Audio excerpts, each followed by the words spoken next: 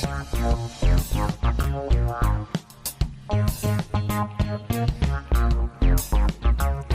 now it's time once again for another episode of Wipe Those Tears. And here is your host, the star of Wipe Those Tears, Jason DiCanio. Hey, what's up, everybody? Thank you. Oh, what a joke. Thank you very much.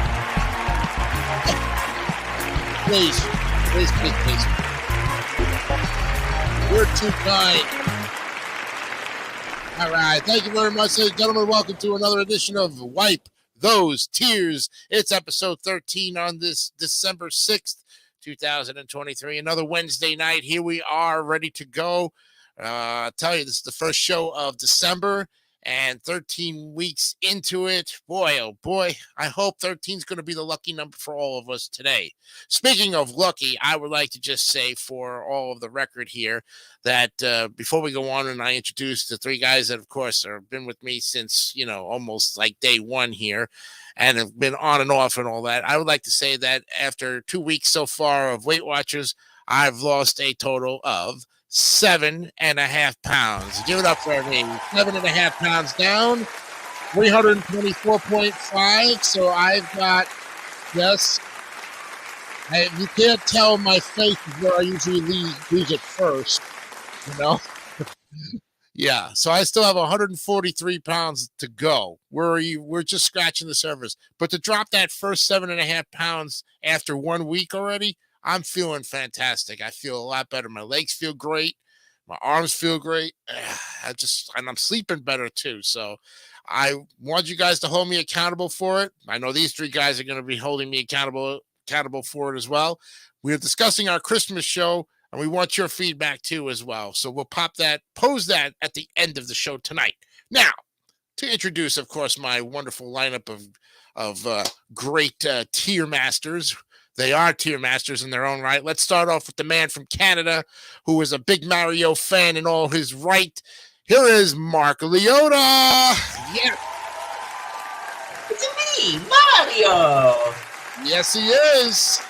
Mark Leota, the man from Canada. Hello. Yet another week. Thank you so much for tuning into our show. Yeah, man, you're getting ready for Christmas. I mean, did you get your Christmas shopping done, or you still got to wait to the last minute? No, I didn't do the shopping yet, but I do have my tree up. I actually put that up last week. Well, you should put a tree in the background of on your table, so that way we have a little, if you got your small little tree or something, you on the back. It's a small little tree. Oh, you should put it up for Christmas when we get to the Christmas show. Of course, we're gonna have great decorations for around here. So, oh yeah, but I believe you. Don't move it now. But when you set up for your camera work for our pre and post Christmas show, during our Christmas week, definitely. So. Speaking of which, I was asking Mark before the show. I asked him, I said, what two shows for Christmas? What two tier lists should we do? And he suggested Christmas movies and, of course, Christmas cartoon classics, the ones you see on TV or movies for that matter. Two great suggestions. We'll see what the other guys say, all right? But in the meantime, Mark, good luck to you today. Ready to go and grade some more tier NES games. You ready to do it? Let's go. All right, now the man from Florida, he is the host of the Plump Show, and he is doing fantastic now. Hey, I don't see his hood on today, but here he is, Brandon Bogart. There he is. Oh, he's got you've got Santa Claus dingy boppers on, or is that Mr. and Mrs. Claus? Yeah. You can adjust your camera if you need to, so we can see the Santa Claus ones. Those are cute, man. Very cute. Those are not the only headbands you'll see in the next 3 episodes. We'll probably have reindeer ones on too next week or something like that. Reindeer or 2 weeks. Elves. Oh, 2 weeks. Okay. 2 weeks, the reindeer. Well, how are you surviving the cold? Do you know today was 64 today, and tonight's down to 47 there, bro? You're going to be in the 30s up by you. I know. Ooh. That's why I say drink that hot chocolate when we were talking about last week. Now is the time to be talking about hot chocolate. But anyways, me and Mark were talking before the show, and we had you come in here, and we suggested Christmas classic movies for pre-Christmas, and of course Christmas cartoons. We would like to get your opinion on it. What would you suggest for our two Christmas shows? About that, that's a good question. I would suggest Christmas movies. Okay, Christmas Cartoon specials. I'm not so sure about that, but yeah. Well, the ones like Charlie Brown Christmas or Santa Claus is Coming to Town, Frosty the Snowman, those were cartoon ones. Then there was ones that were not as popular, like Christmas Comes to Pac-Land, which is the Pac-Man card, or Fat Albert's Christmas. There's ones like that. Or, oh my God, Rhapsody Street Kids, something like that. But I think they would even be talking about the ones from the 50s, 60s, 70s, 80s, maybe some 90s, but somewhere in those decades where we have a lot of those. Of course, we have Mickey's Christmas Carol, which is turning 40 this year, folks. So, give it up for that one. 40 years, man, that's nice. Wow. We'll be talking basically about that one on DMS 3000 News Live. But in the meantime, so far Christmas movies on the pre-Christmas show, I think we can definitely get something like that to warm ourselves up. Great suggestion there, Brandon. And like I said, you guys stick around after the show. We'll talk more about that afterwards because we got to get on here and, of course, introduce the third man in our group. He is what I like to call the president of the band Phish. Even though he's not a VIP member from New Jersey, here's Johnny Pizzi. Hello. Hello.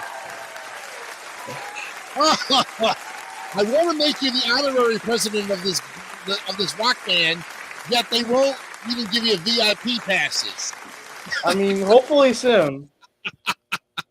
I mean, I've only been following them for about almost 2 years, so I mean. Right. Did you actually write to them and tell them about what a big fan you were and everything? I haven't yet, but you need to. I will. One of their concerts, it's like, hey, who's the guy with the long hair who's like standing in the front row who's coming to all our dang concerts on a freaking monthly basis? Yeah. Maybe we'll see. I mean, I'll be seeing them at the end of this month, so maybe that'll happen. Well, I'll tell you what, Gianni, you are, like I said, the diehard fan that you are in there. Congratulations on it. And like I said, congratulations on your reign as a small reign on Blockbusters there. We thought we thought you were going to win another game there, but I know that was crazy, although that has not aired yet, so I don't know. No, it has not aired yet, so we don't want to give too much away, but I will say this much. He did win at least one of those 2 games that he was on. That's right. Fantastic. Broad range. They'll be coming soon. Yeah, don't count this guy out for 1 second, all right? Wish you the best luck to all 3 of you, and including myself. We're ready to play. Oh, by the way, we have some new music for you to sample.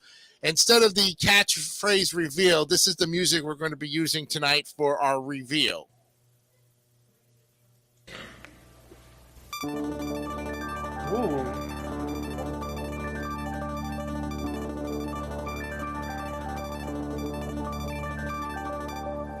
I think I've got all. Yeah, a little bit of Alex Trebek's Pitfall Think music will be the reveal music. But right now, of course, it's for me to explain the rules of Wipe Those Tears. Okay, guys. Here we are once again, another week. And this time we're ready to sample more of the D's in our quest to make those NES games. You know how it's played. 50 to 100, rank it on info art, whether you print the game or not, or see the game. And I know Brandon Bogart definitely gives more description. Don't be afraid to take any advice from Johnny. He's an expert in AVGN and their quest to play those games. All right, so you all know the rules of the game. Good luck to all of you. We're going to open up the board and get ready for this fantastic game. What do you want to call our show? Would you call our show a game show or what? I don't Could be. Maybe. I don't know. But let's go ahead. Yes. Next time we play that last music, we might want to lower it a bit. But I can barely. You could barely hear me. Here. Yeah. Oh, I know. Talking over the. Yeah, I would have to. So last week it was too low. I think I. All right, we'll try again. I'll play it a little lower on the next time around here. So let's open up the board. Get ready for this. Here we go. All right, guys. Know where we're starting with this time. We're going to be starting with Days of Thunder. So we're going to go ahead and open up the board, which we did. We're going to start off with, I'm going to reveal the first. It is Days of Thunder is what we're looking at right here. Okay. Let me give you a little bit of a background on this one.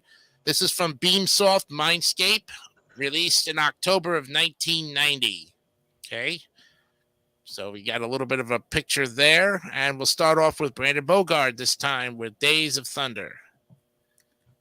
Let me drive. You build me a car, and I'll win the Daytona next year. Think so, huh? You're raw, untested. You've never driven in a stock car before in your life. You're up against the stock car greats, and you just made one very big promise. Now you've got to fulfill it. Put up or shut up. Oh, there it is. Lay it on the line. You're Cole Trickle,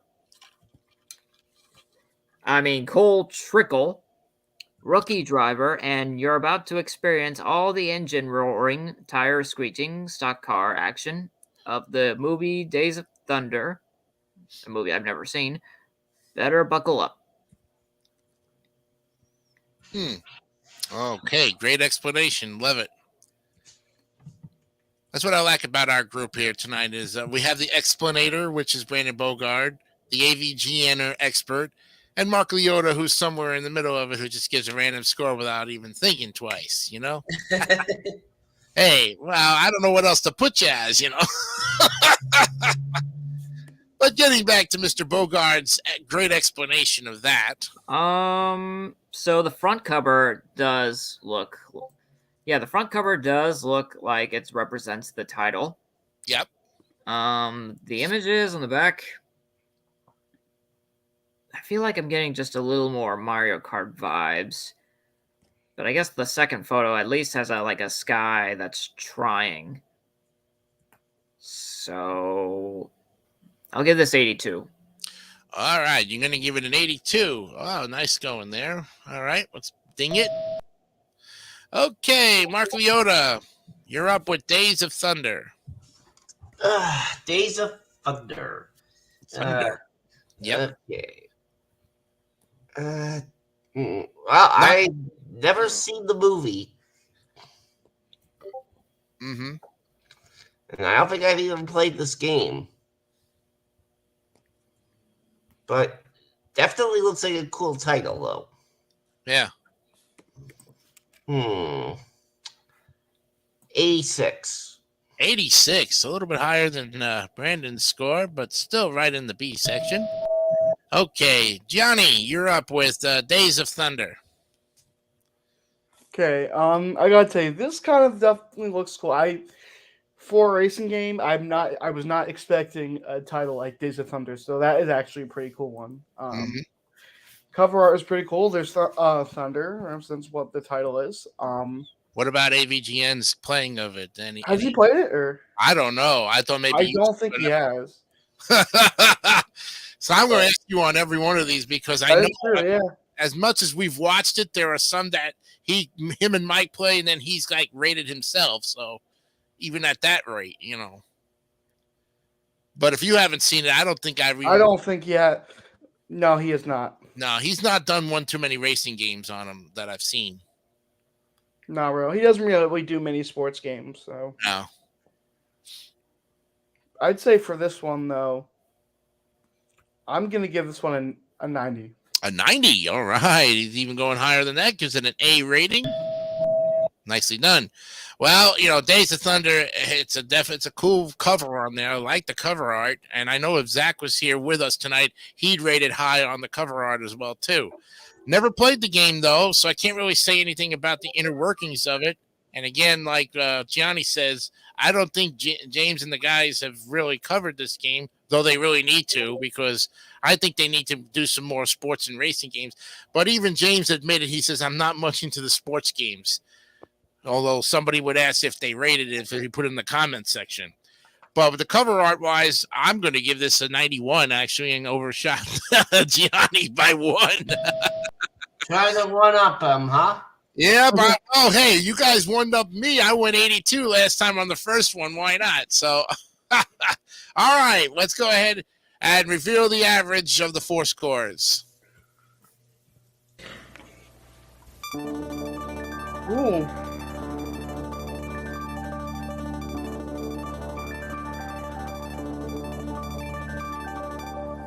I think I've got all.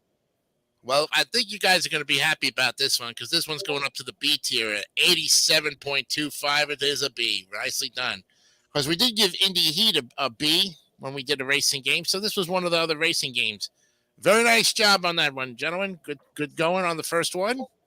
We're up to the next one here. So let's go ahead and introduce it. And this one is Deadly Towers. If I'm not mistaken. Yes, Deadly Towers. Yep. And this one is by Leonard Tamtix, Irene Broderbound. This is from Broderbound. No, I'm sorry. I'm looking at, yes, Broderbound Entertainment, December 15th, 1986. Okay. And this time we'll start with Mark Leota with his first take on Deadly Towers. I don't think I've played this one. Yeah, I'm not sure what to make of this overall because I haven't really played it. Actually, I haven't played it at all. Mm-hmm. Let's give it a 73. 73. Okay. A little bit of an interesting score on that one. All right. Now we go to Gianni with Deadly Towers. All right. Well, AVGN has done this one actually. Okay. Really? He has. I haven't yet to see it. How did he rate it, by the I way? don't think I saw it, but I do know he actually kind of reviewed it, but like he had like the fans like write it for him, like send him a bunch of like their thoughts about playing the game, and he like sent them on the episode. So Yeah. that was cool. I never really saw that one, but I've heard of the game from him. Yeah. But from what I'm hearing, it's definitely I think a hard game to complete. Could probably be a lot more. Mm-hmm. If you're using it looks like it's kind of an RPG back then when those were harder to find. So Yeah. I'm gonna give this one. I mean, I'm gonna put this one. I think C tier 73. Oh, you're gonna double it. Okay. Yep, because Mark Leota gave it a 73, so you've doubled it. All right. Now we go to Brandon Bogard with Deadly Towers. Uh-oh. Okay, Rotorbund. Broderbund Entertainment. Yep. Classic Carmen yep. San Diego company. Yes. You recall. I feel like with this one, I'm getting a bit of a mix between SNES Zelda and Lord of the Rings combined. Mm-hmm. I say that because I'm thinking, because it says seven bell towers. For some reason, twin towers came in my mind. Oh, okay.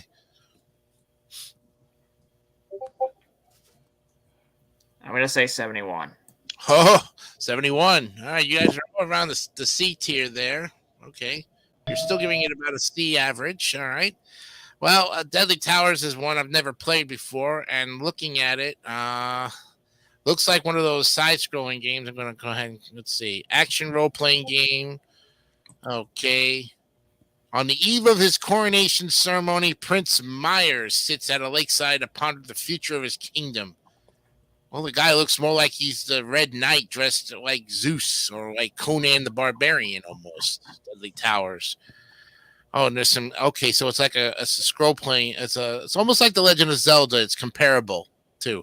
What? Figuring this out that they always want to compare something to Zelda. In this case, this is the one that they've compared it to. I've never played the game, so I really can't say anything. But I do like the cover art. I think it's got some fantastic. The cast in the background's great. Love it over to the setting sun. It's like fading in the background. Like the guy who's dressed up with his sword and his weaponry, his armor, and his. He just stands there and he's like, "Do not mess with me. I'm going to kick your butt." You know what I mean? So I'm going to give this one 83. Actually, I'm going to go higher on it. Yep, because I like the cover art. I think it's interesting. All right, we've got our scores, so let's go ahead and let's reveal the average.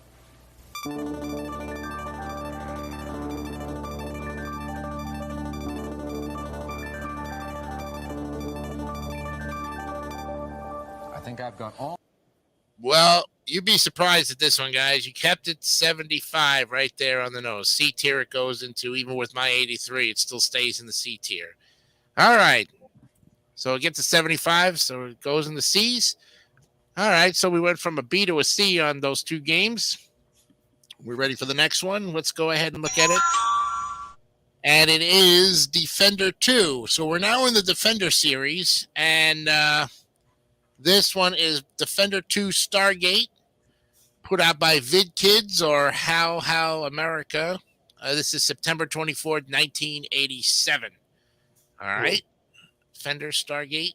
Is it? Yeah, I think so. So I don't think it's Deep Dungeon. No. It's Deep Dungeon 4. Yeah, they're looking at the arcade game on it, more or less. But this is the cover for the Nintendo one. So think in terms of, okay, there is an arcade game out on this one, but in terms of the cover art and the story behind it, you're really reading the arcade version of it. All right, for this third one, we'll start with Gianni Pizzi. Okay. Fender. Okay. Never Defender heard of 2. this. Oh, it's Defender 2? Defender 2, it looks like. Yeah. Yep. So starting. See if I can find something on Google about this. Yeah, I was looking at the Yeah, the Wikipedia page will direct you to. the Stargate version of it. Yeah. Okay. From looking at it, the cover art definitely looks cool. Mm-hmm. I can't really find much of, I guess, the game, like a screenshot of it. I'm looking at, actually, I see one, kind of looks like an old target, like Space Invaders or Missile Command. A mix because it was arcade version, probably. Yeah, probably. Well, the original Defender was so much better that we all know of. I didn't even know there was a sequel.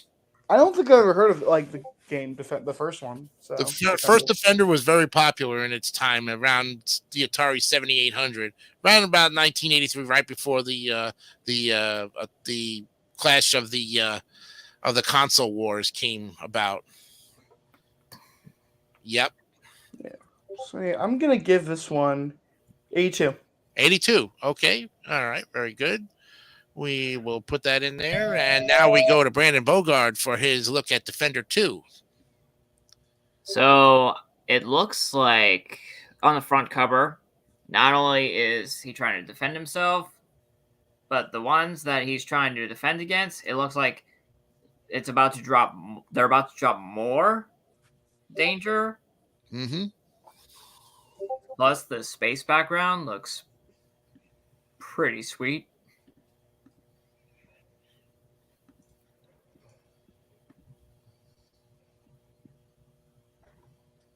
Yeah, you know what? Okay. I'm going to go a little higher than what my original score would be. 86. 86. Okay. All right. You got it there. You're right in the B tier. And now we go to Mark Leota for Defender 2.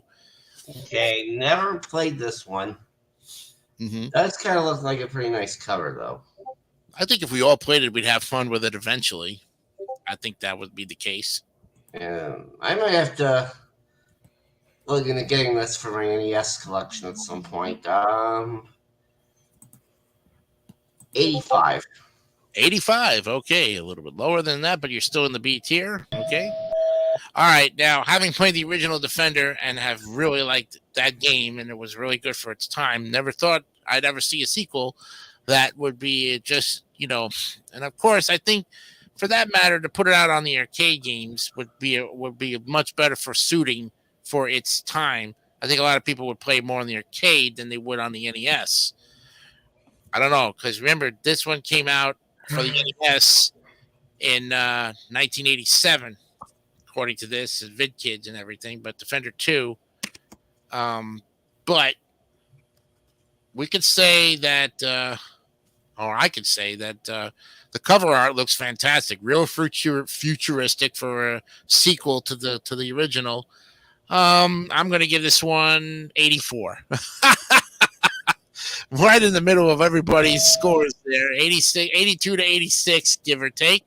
We've got our 4 scores. Let's go ahead and reveal the average.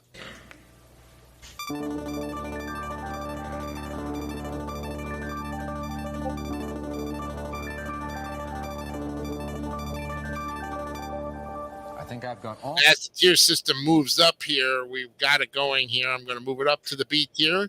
You all pretty much got it good. 84.25. Very nice. Another B in the series there. You look at all the B's that you guys have had over the course of the time that we've done the NES games, and I can honestly say that these guys are high end, yet the A's really are not even close to the B's. So this is not only a tough trio that we have to deal with tonight, but they are really good when it comes to the above average, but not the elite average. That's okay. You're all still good in my book, so that's all that counts. Ready for the next game here? And this one is called Defender of the Crown. Wow. This game was put out by Beam Software, Ultra Games, and Palcom Software. Unreleased, July 1989. Unreleased. So I guess that means that we never saw the game. Maybe it was part of the game. I'm not sure. But Defender of the Crown. And this time we'll go back to Brandon Bogard for his look on Defender of the Crown. All right. Yes. Something to strike your fancy on this one. So I'm like rating one of this. Read maps, plan raids, even team with Robin Hood. Oh, jeez. Robin Hood? Yeah, I didn't know Robin Hood showed up anytime he wanted to in any of the games, What a coincidence. Yeah, that's about as lame as anything I've seen before. But then again, Lame? Really? Duck, yeah. Okay, yikes. I just found it fascinating. To Okay. me. No, I mean to you that hey, this is all in you, man. This I thought what I said was pretty lame. My only question is, why on the front cover is there a princess? Well, it has to be. They gotta give it some kind of a storyline. It's the Defender of the Crown, princess, queen, king, I guess some of that sort. I guess. Yeah. But honestly, this isn't too bad. I'm gonna give it 94. Whoa, Brandon Bogart with 94. He gives it an A. All right, Mark Leota, you're up with Defender of the Crown. Not played this one or even heard of it. Yeah, I don't think none of us have heard of it, nor I think James and the guy saying he heard of it, but we'll wait for that one from Gianni. He's shaking his head like, Yeah, no. I'm not. Okay, so we're all kind of like going by cover art here, or if we saw the game, we'd probably love it later on. But what do you think, Mark? Okay. No, I didn't mean to rush you there. 90.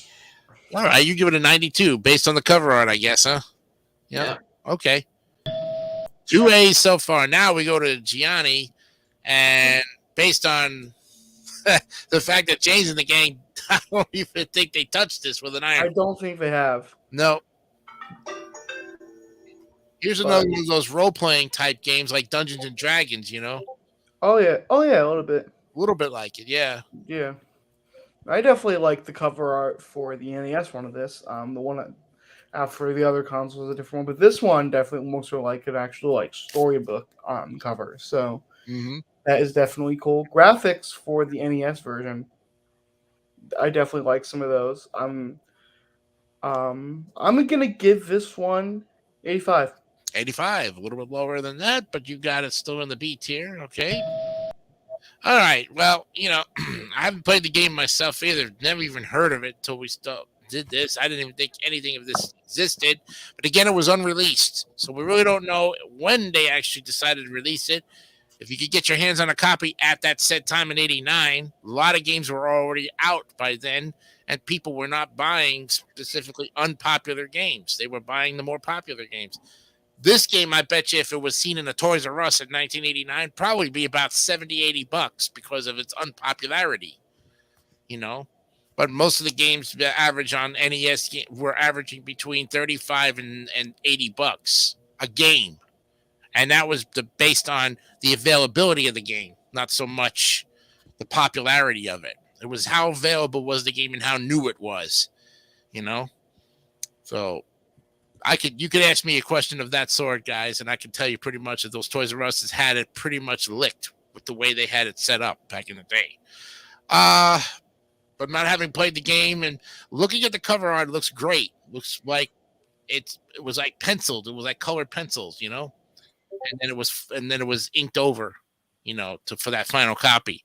I'm gonna say 88. Okay, we got that after my illustrious example of that sort of thing. We go now to reveal our average. Let's go ahead and reveal the average. I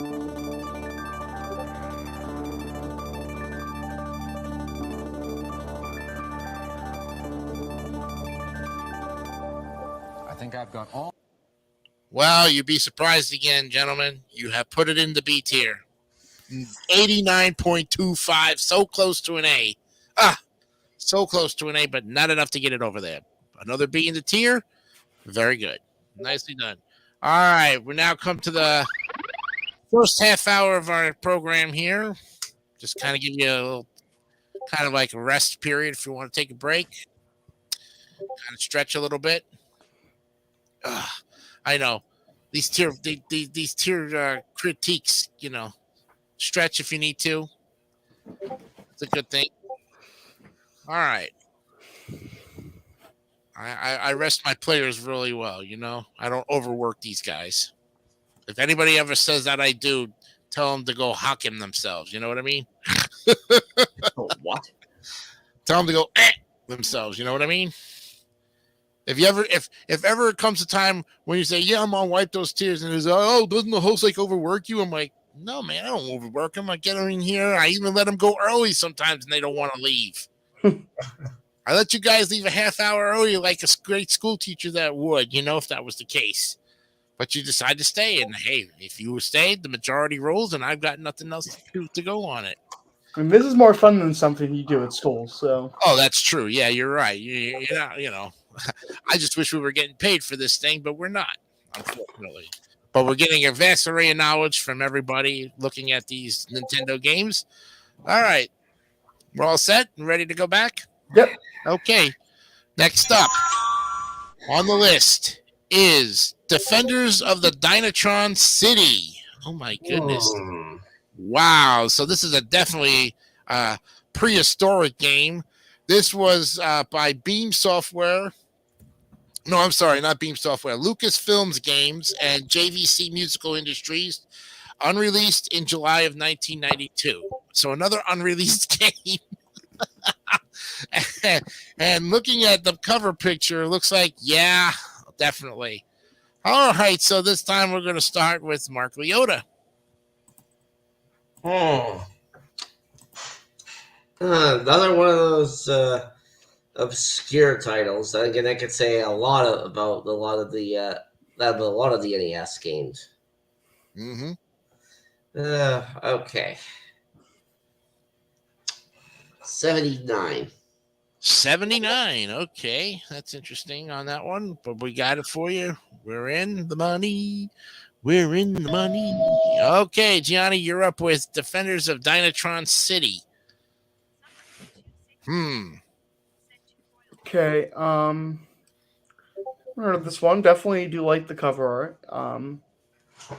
It kind of looks like, I guess, more cool comics. So that looks good. I like one. I think what the character selects, Miss Megawatt. The characters in this game. Megawatt. Yeah, that's one I'm looking at a screenshot. Yeah.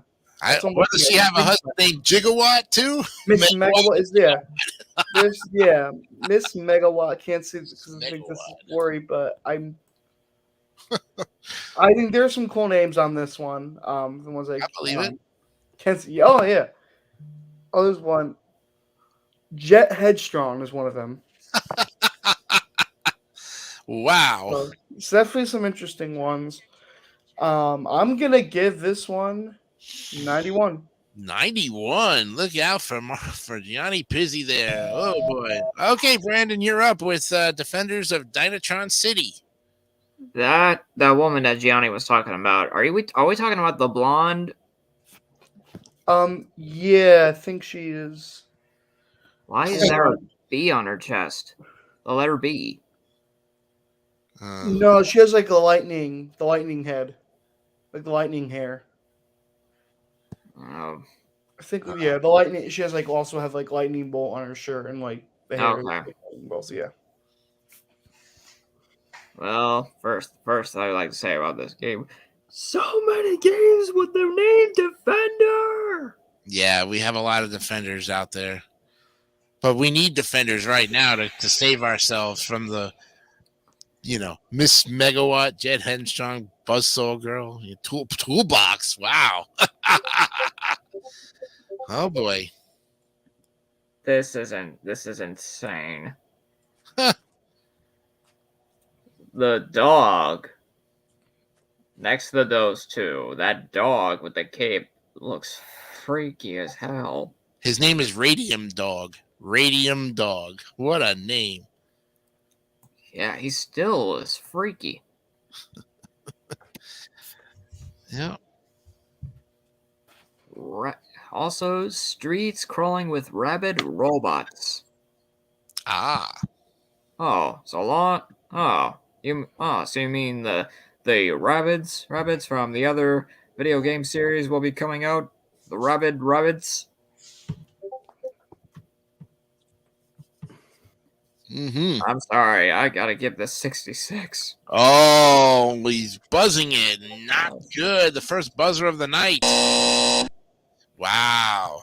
This is so... Brandon's got his reasons for it. He feels like there is no tomorrow with this game.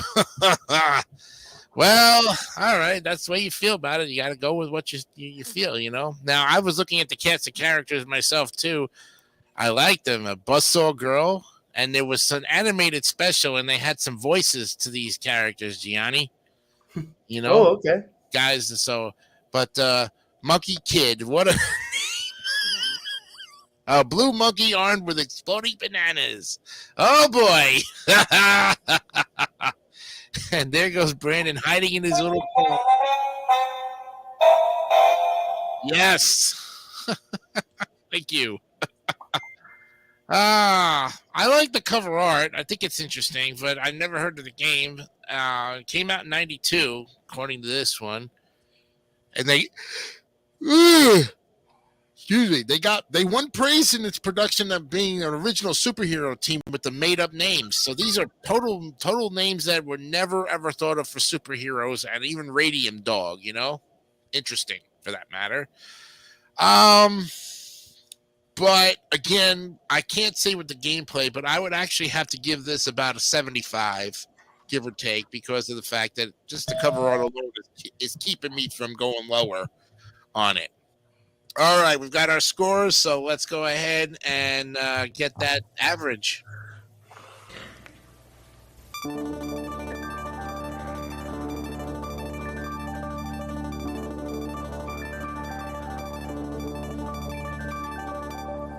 I think I've got all.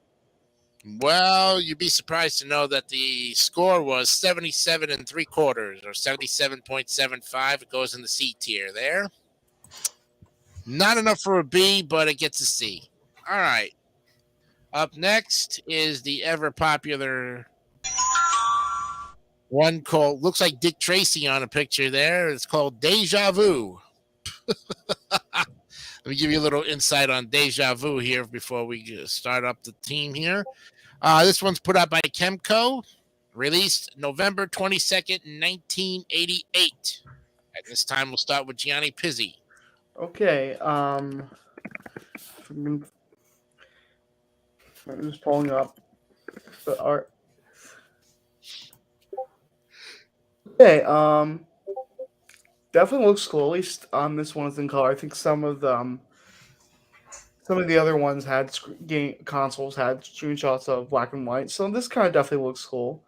I have no idea. There's this one mugshot, I guess, of this one guy. It looks like the Joker. Really? Yeah, that's what I'm looking at. A screenshot of it. Ah, Let's see. For this one, 77. 77 for Gianni Pizzi. Okay, interesting on that. And now we go to Brandon Bogard with Deja Vu. I seem to like the setup with this. Basically, the detective wakes up, doesn't know who he is or how he got here, but is searching through a Chicago casino. Ah, Also, some of the graphics look pretty good from the back cover. okay.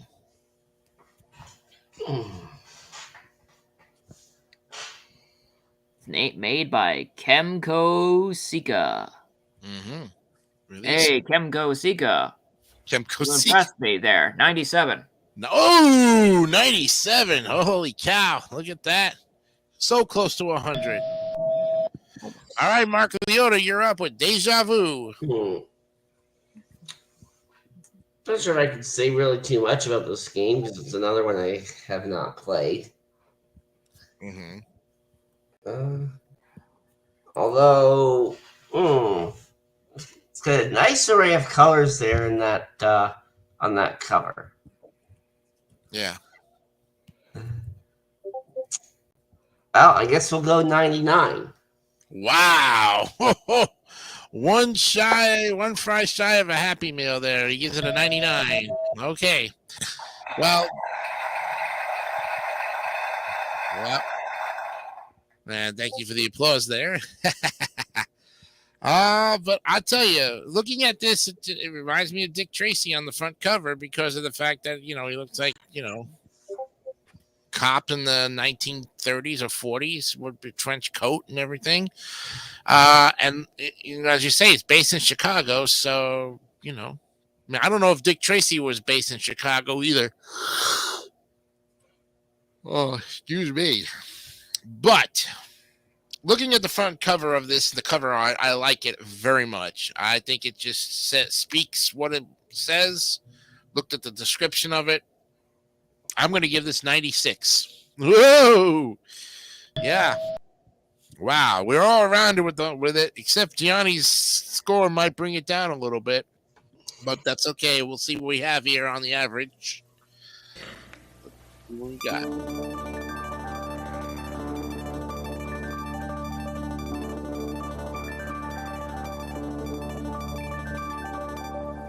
I think I've got all. Well, you guys really put the first one up on the board tonight. It goes from the D all the way to A, 92.25. Give yourselves a round of applause for an A1 there. You got it.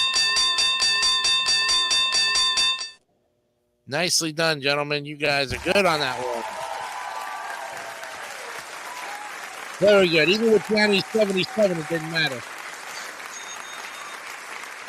Yeah. All right. First day of the night for you guys. Good. Congratulations on that one. Did really well. Okay, let's get down to the next game here. Ooh, this is one I think I played before. I'll have to look at it again. All right, up next is Demon Sword. Ooh, I think I played this game before. Let me give you the list of what's on with the Demon Sword. Was put out by Toei and Toyota or Taito. Taito, I think. Taito. Yeah, March 29th, 1988 was the release of that game. And this time we'll start with Brandon Bogart with Demon Sword. So the images on the back cover. I really like the background. Mm-hmm. Also, okay. Also, I'm getting a little I'm getting some vibes between the old days of Knights royalty combined with Samurai Jack. Okay. All right. Mm-hmm.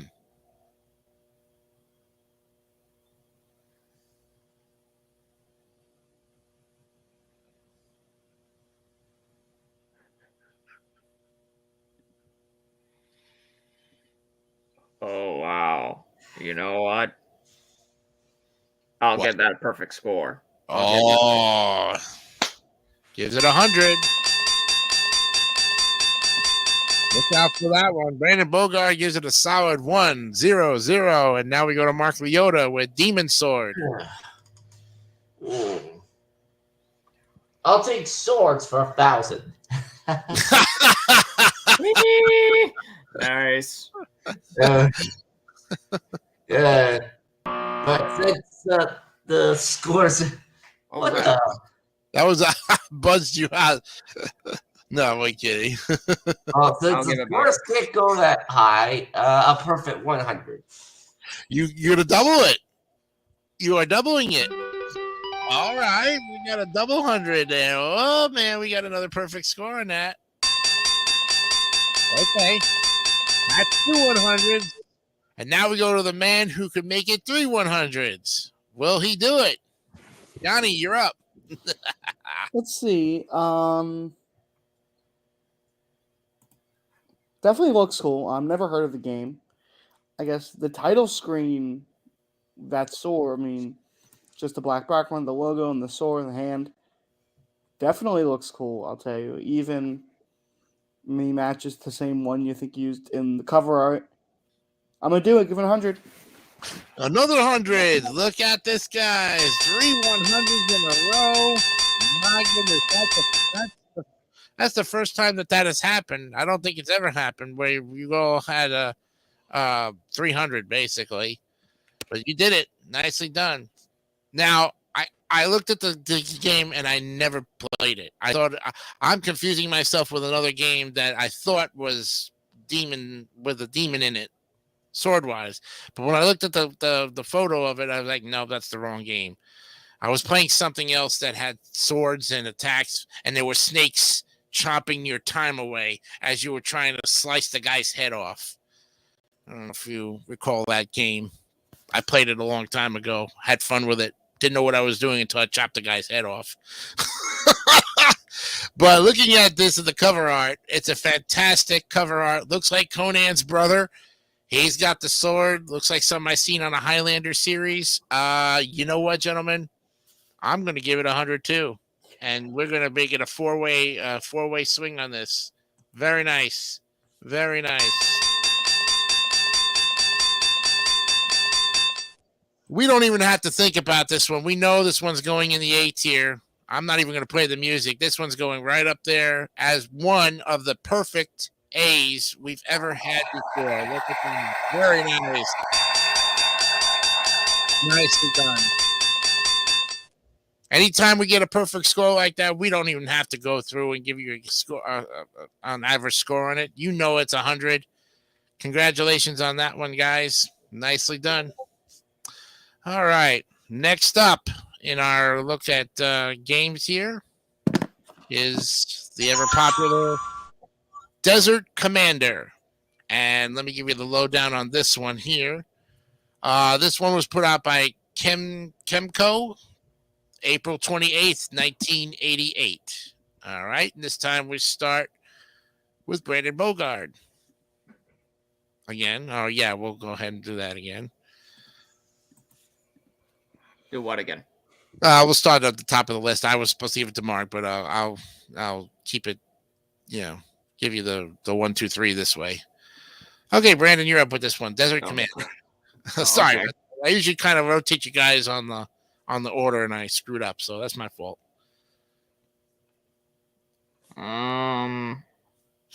Okay. My first thought was, why do we? Okay, so this is basically an army game, I would say, war. They classify it as a turn-based strategy video game. World War II theme. But yeah, that's exactly what I mean. Yeah. Why does it have to take place in a desert, though? Don't know. Maybe Like- that's where wars usually take place, in the desert where nobody would get hurt, I guess.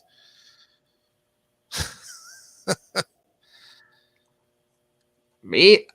Where they don't get hurt? Oh, okay. Yeah. No, where they wouldn't the innocent lives would not be, They wouldn't be tortured? Yeah, I guess so. Okay, well, if you say so, even with desert heat. Good luck with that.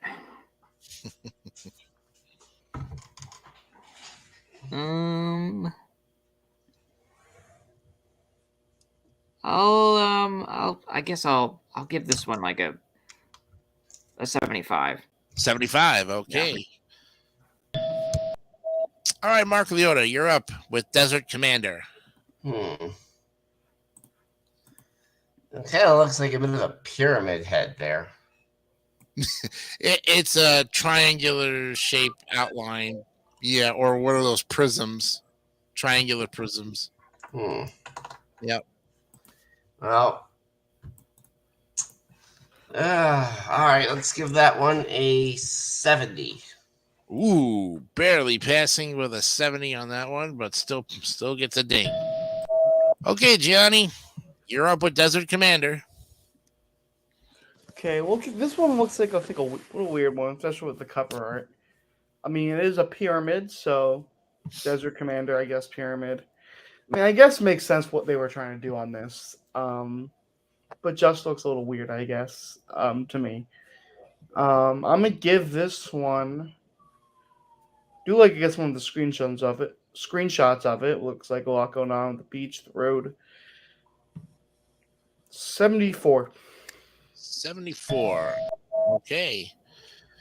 All right. Well, I've never played this game before, but looking at the shots and everything, it looks sort of like Top Gun from the angles for the planes, right?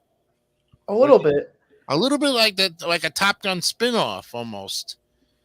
Because you have all the graphics and everything for the gameplay. I was looking at the screenshots. It's something that it would be very interesting to play because you have to really rely on your directional, you're coming from you from different angles. I mean, they could even shoot behind you and you would have to swing your tanker around behind you, kind of, anybody could attack you from the back and nail you. You know what I mean? So you really have to kind of be on your guard with using your radars and all this other stuff, your surveillances and things. It's a turn-based strategy game. So based in the 40s, and of course, led by Generals George S. Patton and Bernard Montgomery. Ooh, Patton. I would give this 84. All right, interesting.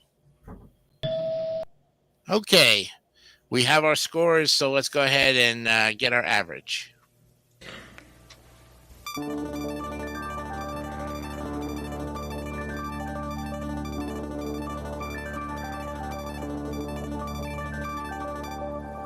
think I've got all. All right. So for Desert Commander, it goes into the C tier because it was at 75.75. All right. Nicely done there. Okay. Coming up to the 10 o'clock hour here. First hour is almost done by 5 minutes. And of course, that means I give you guys a little bit of a stretch here. And while we're stretching and basically kind of taking our minds off of things, anybody want to share any news that you have lately? What's been going on other than with Wipe Those Tears? Anything you'd like to let our viewers know what's been going on since we've got about 4 minutes left? Well, I can say this. December 17th, I'm going to a Wheel of Fortune live concert. Nice. Really? Yes. Wow. Yeah. And for all you video game junkies out there, the Video Game Awards are tomorrow night. Mark will be watching that. They are? Yeah. What Yeah, time? yeah, they're tomorrow night, and there's two major Nintendo titles up for Game of the Year. One being Legend of Zelda: Tears of the Kingdom, which was probably the most popular Nintendo title released this year by far. And then, of course, the other one being Super Mario Wonder. Woo-hoo! That's why Mario is in that Mario kind of mood. Very nice. And Johnny, any I'm sorry. Mark, I what mean, time? I hold went on. over this a little, Johnny. said this a little earlier, but the fish shows are happening starting on the 28th. Oh, that's good. 4 nights till New Year's Eve. So Brandon wanted to say something. I'm sorry to cut you off, Johnny. no, you're fine. Okay. Mark, what time are the Game Awards? 7:30 p.m. Eastern. Okay. All right. So we got a time on that one. Good. So that's 4:30 Pacific for those of you who live out on the West Coast. Yes, definitely got to give that mountain Central Mountain time and Pacific time. You got to make sure of that. And Gianni, you were saying with the band Fish again? It's start. I mean, it's gonna be a while, but they start on December 28th. They'll be going through 29th, 30th, and New Year's Eve. New Year's Eve. I'll be doing all 4 nights. Yeah. Oh boy. And you make sure you get some sleep too. You know. Oh, I will. Yes. Because when you take those pictures, you look like you're half dead to the world out there sometimes. I don't know if that's just me the way I look at it. It's like he's smiling, but how much is he really out there? How tired is he? You know. I mean, a little bit. I gotta tell you. I mean, I usually like as soon as I come back, I sleep and then I get up, and then I get ready and I go. Do you ever lose your hearing in those concerts sometimes?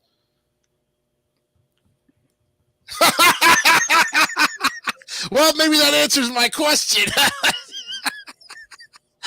I asked you if you lost your hearing in those concerts, and you totally went silent. No, it cut off. But I mean, there are when I'm up closer. I mean, I'm sure. I mean, it's definitely gotten, I think, a little lower since I started going often. But I'm also like in like the stand, not really like up on the forefront because they're sometimes hard to get. I do try to get them. Yeah. But I mean, I never really had a problem with Fish. Oh, that's good. It's more so, I guess, the lighting. Oh yeah. I see more of See, I can't do concerts, even if I'm, getting my health back and everything. I can't do loud noises. Yeah. And all that screaming. Somebody just like screamed right in my ear one time, and I totally had no hearing, no voice. And the only time I ever went was like a basketball game, and that's about it. And I still had no voice.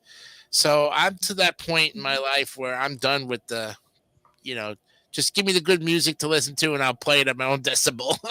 Yeah.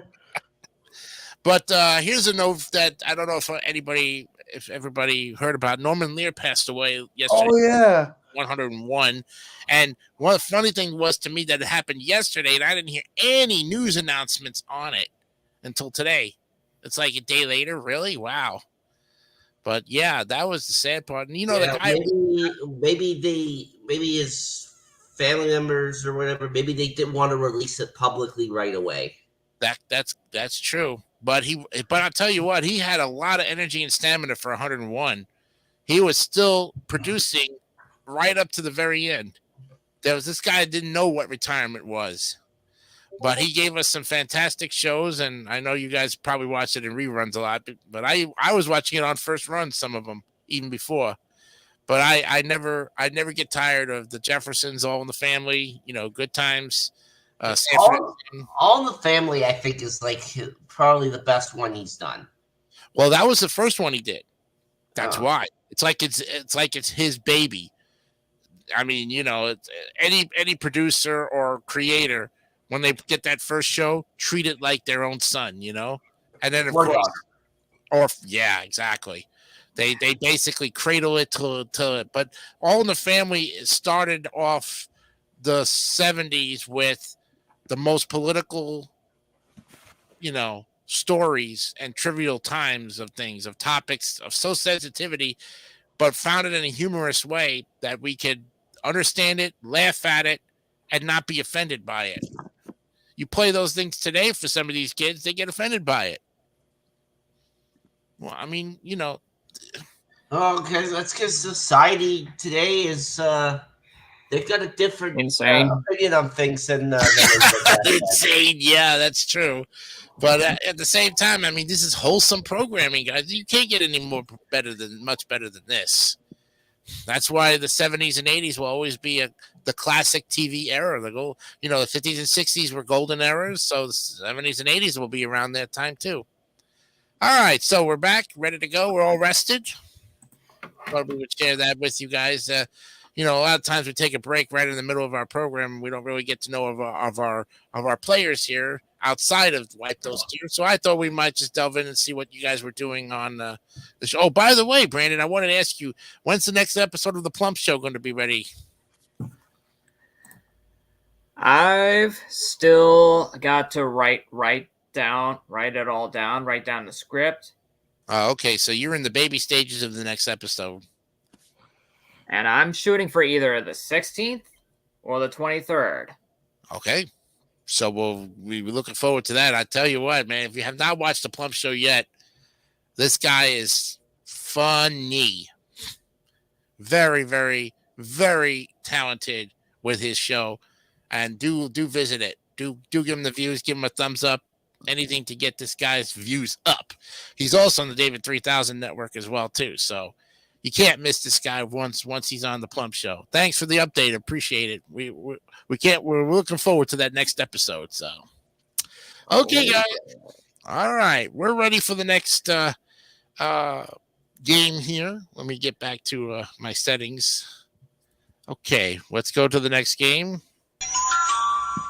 And this one is called Destination Earthstar. Is that right? Yeah. Destination Earthstar.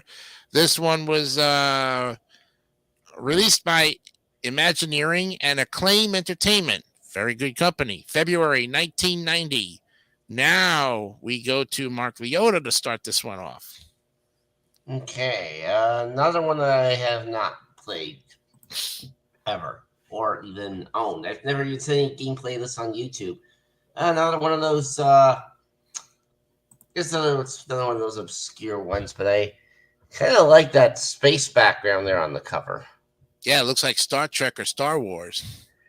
All right, 89. 89 for Mark Leota. Okay, very good. All right, we now go to Gianni Pizzi with this one. Okay, Gianni. Okay. That does look cool. I gotta tell you. I mean, even like the logo of it definitely looks cool. I mean, it might be, I think, hard to read with I think the way they designed it, but still definitely cool. I like it. Even like little satellite, outer space, definitely cool one. I'm gonna give this one. I'll give it 100. 100. He's got a perfect score. All right. Okay. Sutra's fancy on that one. Brandon Bogard, what do you got for Destination Earthstar? So this was released in 1999. Wait a minute. 1990, February 1990 by Acclaim. Very popular company for Nintendo games. One of the ones I think Yeah, so it's like underrated. 20. What? One of the companies that's kind of underrated, Acclaim, I think, two things. One, this game 23 years after Star Wars. Mm, Because Star Wars began in 77. right. But there is one game that I do like from Acclaim. It's an SNES game, NBA Jam. Oh, I must correct you, Brandon. It's actually 13 years on the Star Wars because I was born in 77 and 90. I was 13. Oh, okay. Sorry about that. Didn't mean to correct you, but yeah, if you're trying to jump my 10 years, man, that's I couldn't do the math right. cuckoo, cuckoo. Thank you. Just for that, I'll give you a buzzer. Nah, it's- Ah, well. yeah. All right, but what? Yeah, NBA Jam. Damn, that's one of the games I like from Acclaim from SNES. Yes. Yes. That's why I say it's underrated because Acclaim is very popular, but a lot of people don't see the Acclaim games, like we see them. That too. Whatever that was. I think that was Mark's phone, but Mark, you are great with your sound effects. Coming in at the right moment. With this, I don't see anything wrong. I'm gonna go 87. Okay, 87. Very good. Another B average for that one. We got it. Okay. I've never played this game before either. But by looking at it, oh wow. Ooh, wow. What a setup. 200 years ago. Thank you. 200 years ago, a random number of Earthlings were captured by slave labor. Oh, Christ. They eventually earned their freedom and the privilege to live amongst the aliens. The descendants of them enslaved Earthlings formed a group and sent a volunteer into outer space in the hopes of finding planet Earth again. Wow. So the view is from the cockpit of the spacecraft. So you're really playing first person, basically. Okay. But it doesn't give any kind of screenshot. That's what upsets me so much is you got a great game with a cover art, but you're too cheap to give me a screenshot. Really? You sack of beep. Thank you. Yeah. I mean, like I said, this cover art is fan. Thank you. Where was that? Like 5 seconds ago, you fool. Sorry, my phone it shuts off and then goes back to home screen. So a good reporter has his phone on. A good reporter sleeps with his phone. A good reporter eats with his phone. I know. I get it. If David was here, he'd be bleeping you out too. Don't worry, I'm bleeping myself. That's right. I'm going to say 98 on this one, and I'm 2 off on 100. I know. Why am I not giving it a perfect score? Because there's no screenshot to see the damn game. That's cheap. That's being cheap. They know it dang well. All right, let's go to the average here.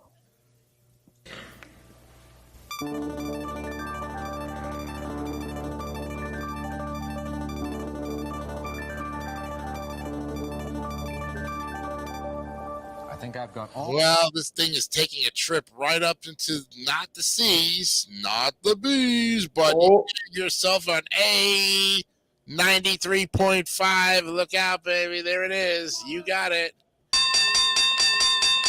Nicely done, gentlemen.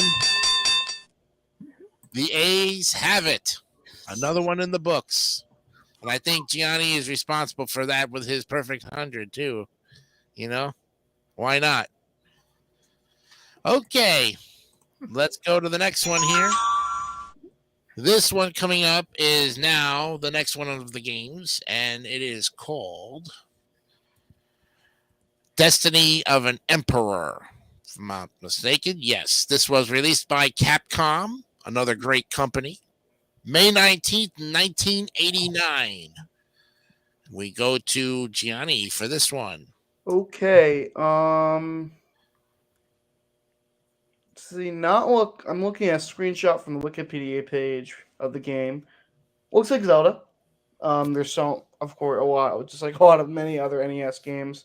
Way to just resort back to that one game that kind of spells it all, the spin-off. I know. I mean, there's a few of them. At least, I think a lot of them. Let's see if I can find another screenshot of this on.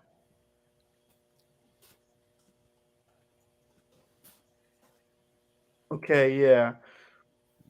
I'm seeing that same one. Yeah, definitely kind of looks like the overview way. Definitely a Zelda ripoff. I'm gonna give this one. I might have to give this. We'll get the cover art kind of makes up for it. It's a Capcom game. Can't go wrong with that. Definitely can't. 70. Yeah. How much? 70. 70. Oh, wow. He just barely gave it a ding there. Okay. I thought about it a little, but I guess the fact that the Capcom cover art made up for a little. So. Okay. Sounds good. We now go to Brandon Bogard with Destiny of an Emperor. Okay.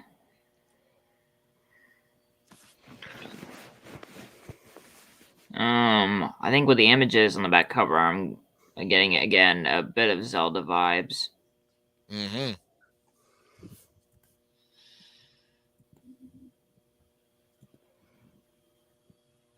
Well, this doesn't seem too bad. I'll still give it a pass. 86. 86. Okay. Very good there. Not bad.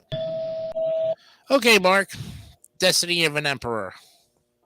I've never played this one. Okay. But let's see. That monster on the or that beast on the cover kind of looks a bit scary. Yeah. All right, let's do an 84 on this one. On 84, okay. There we got that. All right. Well, I looked at the cover art here and I love it because this is set in China, basically, in the Zhou province. Liu Bai, Zhang Fei, and Guan Yu. They formed a small militia to defend their village from yellow turban rebels, followers of the sorcerer Zhang Zhao. Wow. Talk about everything that makes me hungry for Chinese food, pretty much. Like Johnny said, the screenshot shows definitely a Zelda ripoff, basically. Like we would resort to everything that goes back to Zelda. Once we get down to the Zeldas and the links and everything, you're gonna see it's like, oh, Zelda rips off of Zelda. Give or take. But the cover art is fantastic. I love it. It looks really nice for its time. Everything's set in like purples and reds and a little bit of soft purple and blues there. Great stuff. I like it. 91. 91. Look at that. All right. We've got our 4 scores in, so let's go ahead and reveal the average.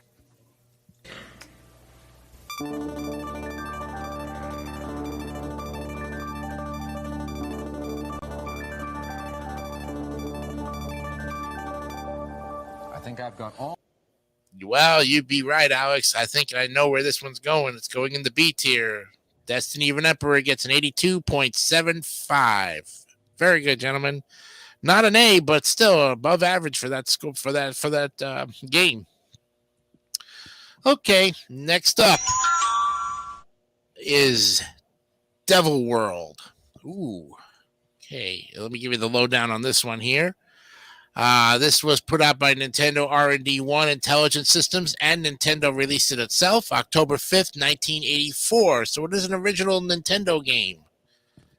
And this time we'll start with Brandon Bogard. Okay, so here it is. Lost in the maze of Devil World, Tamagon, the dragon, has to steer clear of the devil, his nasty co-devils, and his treacherous helpers, Meat Man and the Fried Eggman. Wow. Huh. You sure Wow. that's not Meta Man? It says Meta Man, but then next to it says the Fried Eggman, White Eggman, you got it right, but I was thinking it was hinting that Eggman made his debut before Sonic. yeah, he probably did. Remember, this is 1984. And Bon Bon. Wow. And ward off their attacks by breathing fire. Somebody- After each round, the maze scrolls up and down. Sorry. The maze scrolls up, down, left, right. The devil decides the direction and points with his finger. Hmm. As you guide... which finger exactly? As you guide Tamagon through the maze, you also have to avoid being sandwiched between the walls.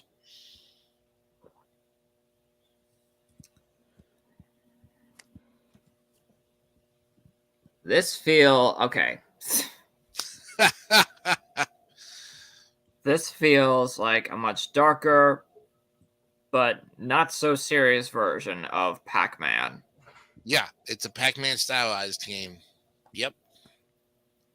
Looks like it too, almost. Only it's not, with ghosts. We're talking now devils and demons. Yeah. On the front cover, how can one of them be a devil when there's a heaven sign above his head? Yeah, I'm talking the green one right there. Right? I mean, really, yeah. Good observation. The red one Is the looks player more 2 like Lightning McQueen. Wow. Yeah, you're right. From this angle, and this is the European version of the copy of the cover art that they're giving us, by the way. I'm looking at it. It's not even the American version.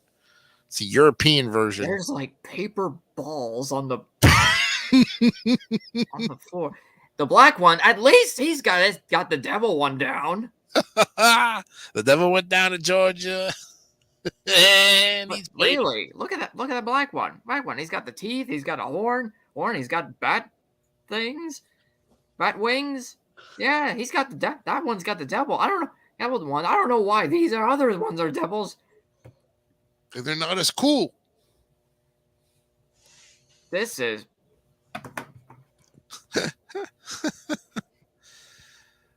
Give it to me, please. What do you want? A buzzer? This looks like bull. Give me the buzzer. 52. Oh, he hit it hard. There it is. There it is. The first F of the game, and it goes right to Brandon Bogard with his. Wow. All right, Mark, you're up with Deep Devil World. Wow. Oh boy, Devil World. Yeah. I honestly don't know what to say about this one. I don't think I've buzzed anything yet tonight, but No. that is probably about to change right now. 57. 50. Holy cow. 50. I didn't think you were going to buzz anything. Yeah, you did. 57. Okay. A little bit higher than Brandon's score, but still an F. And now we go to Gianni with. Oh my god. I don't. Okay, I'm looking at the screenshot off of Wikipedia. A little bit of Hackman ripoff. Yeah, well, it's a Pac-Man styles game, and I don't think James and Rolf even, or any of those guys might. No, I don't think so. He should, but Why would he want to touch a Pac-Man game when you can't really? he would definitely, I think, mention that it's Pac-Man. It's a ripoff of Pac-Man or something. Yeah, and he'd He will really mention that. he totally bad about the game. Like so far, these two guys have really just totally. I mean, for what I'm seeing, that looks like mostly the game, all the game. I think that's Yeah. all I can see. Mm-hmm. Sprites do look cool. I'll tell you, I do like the devil sprites, so that's a good thing. Yeah. Why wouldn't you like a Sprite? And I mean, especially in the NES, there are a lot of good ones out there. So makes up from it. Because of that, I'm gonna give it a 60. So. Oh, he still got. Well, he gives it a D, but we still give it a buzz. Anything still gets a buzz on it. All right. You guys were tough on this one. Well, let's see. I preferably think that the cover art is very cheap. Well, you got to remember also, this is like classic Nintendo covers. And they're also giving us the European version. So we really don't know what the American version even really looks like. Based on the fact that it's on a Pac-Man spin-off, I would not want to even play the game. I would rather play Pac-Man because I know it. But looking at the screenshot, it looks very confusing. It reminds me of Mousetrap from ColecoVision. That's where I see this more than I see anything else. So really, this one, considering that it came in 84, ColecoVision's already was out with Mousetrap in 81, 82. They really spun it off more than Pac-Man would in this case. Even though you're not fighting cats with dogs and everything, you're fighting with demons and devils here. Either way, I would play Mousetrap or I would play Pac-Man or something else. I don't think I would even touch this with an iron hook. I'm going to give it a 59 myself and get buzzed. We all buzzed ourselves. Yeah. So, you guys ready for this one? Let's get the average.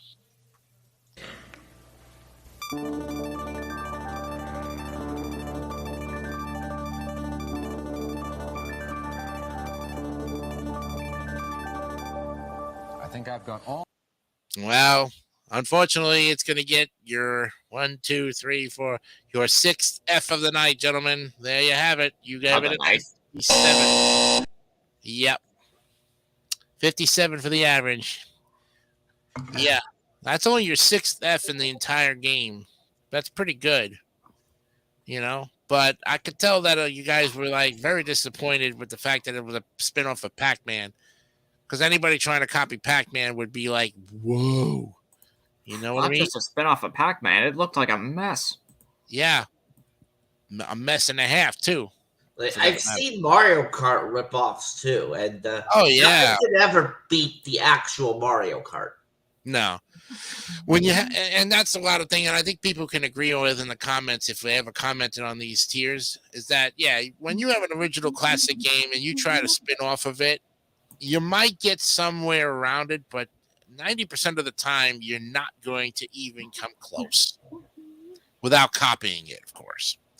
All right, next up, from the movie and the cartoon, here is Dick Tracy. Ooh, now we all know Dick Tracy, right? Yeah. All right, this one was released by Real Time Associates and Bandai, August 1990, at the time that the movie had come out.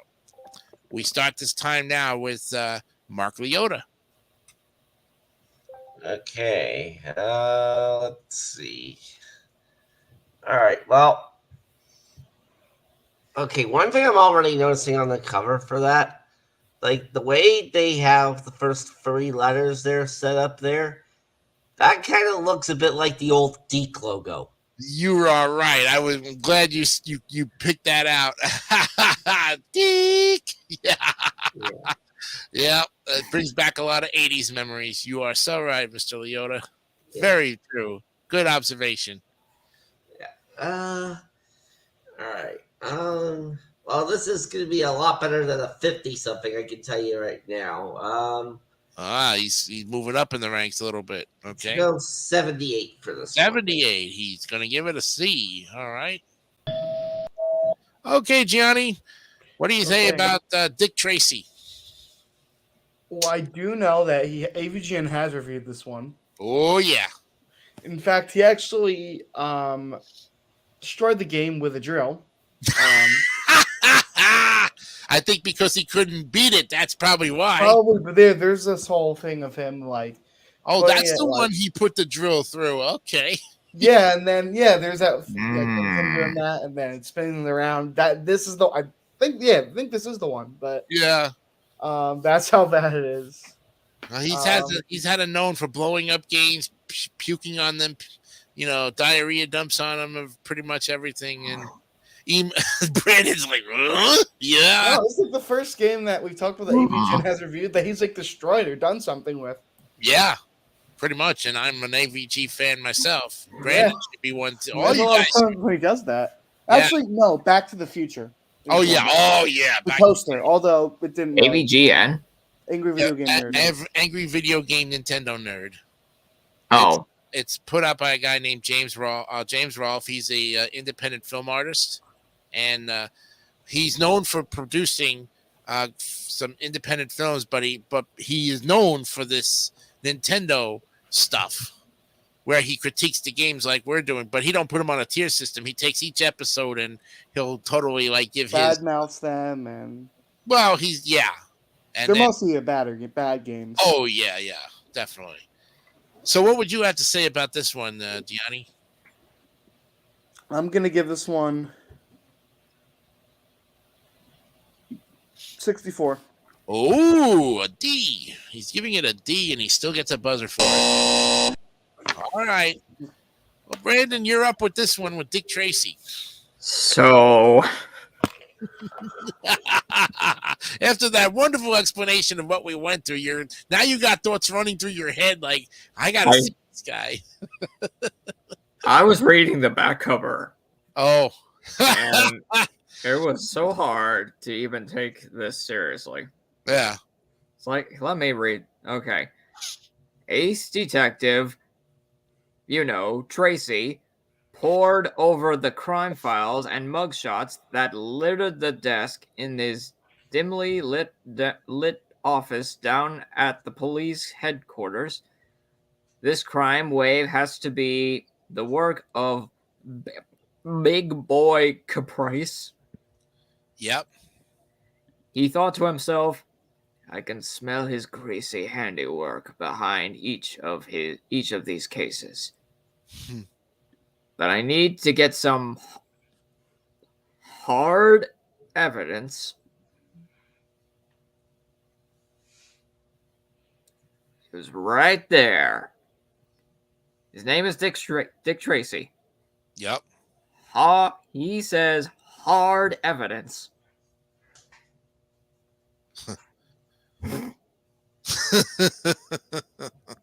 Oh He my says god, it I had naughty thoughts going in my head. Yep. If only I can nab some of his hoods. Itchy, Flat Top, and the rest.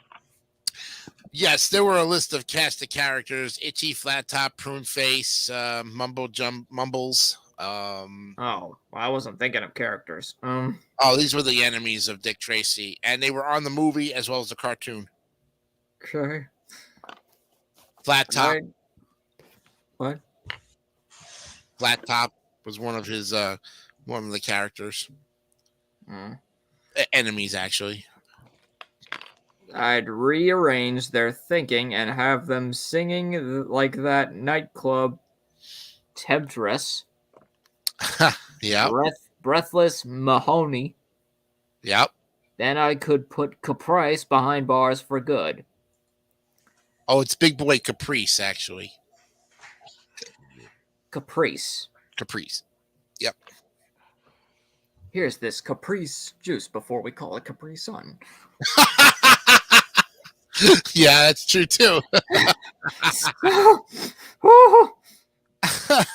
Suddenly, Tracy's two-way wrist radio seized the detective's attention. Calling Mr. Tracy. He sprang to his feet and burst into the squad room shouting, Okay, boys, let's go.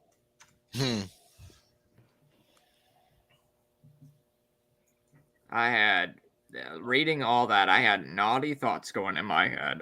Oh god. I think all of us have naughty thoughts now. That is until I looked at the images and the front images and the back cover and the front cover in general. It's starting to remind me a little more like a comic.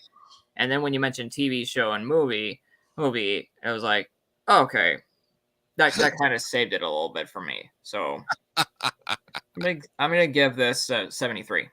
70. Okay, so what were the other scores here? My computer, my thing died because we took so long on the description. So Brandon Bogart gives it a 73, so that's a ding. And Mark, what was your score on it? 70?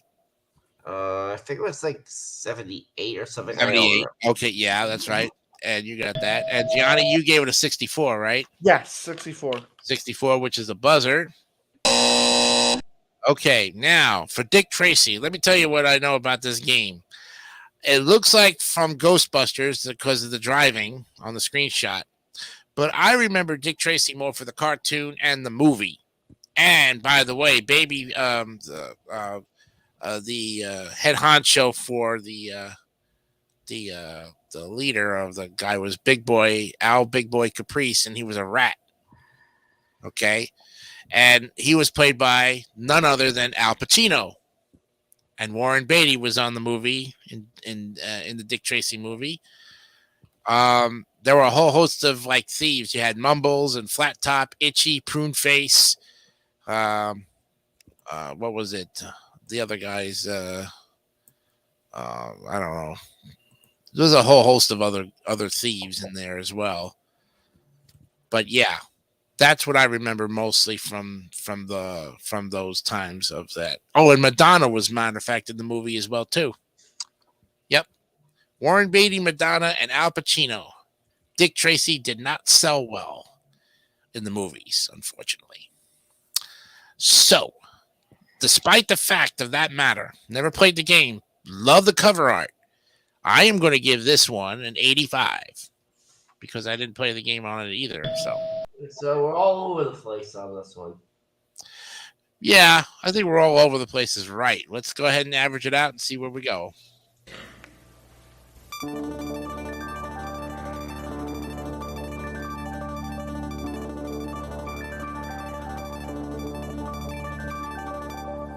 I think I've got all. Well, Dick Tracy is going to get a C because it's an even 75. It was 300 on the average for all of us. You divide that by 4, you get 75.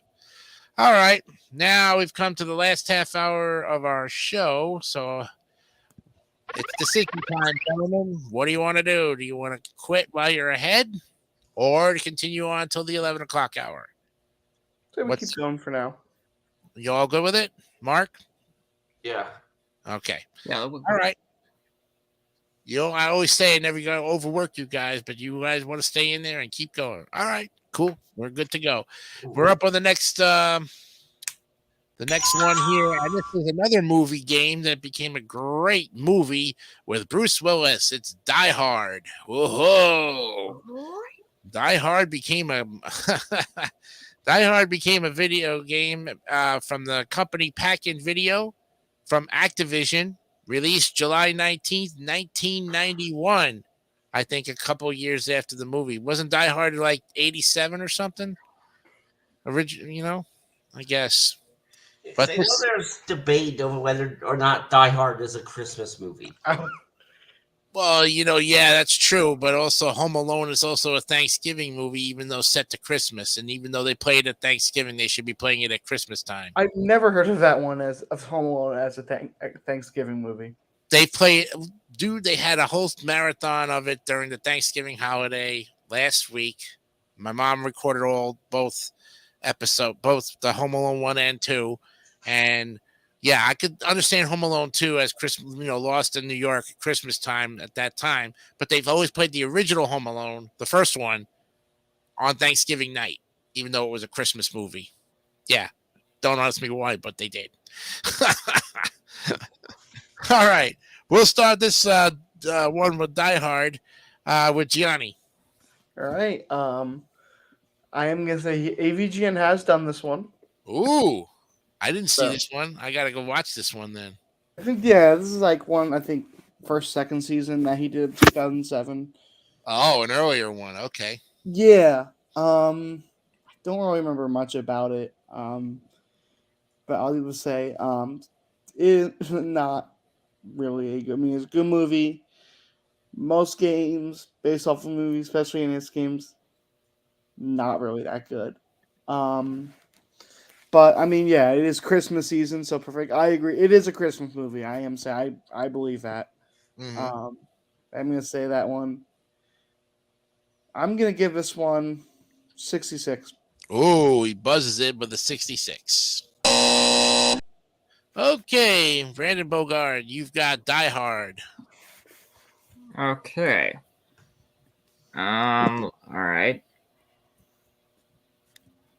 I'm getting Zelda vibes. How many games have I been getting now with these? Now about that looked like Zelda at this point.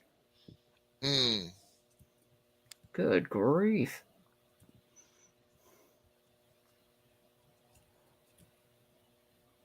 Also, while I like the explosions on the front cover, the building, something looks off with it. Mm.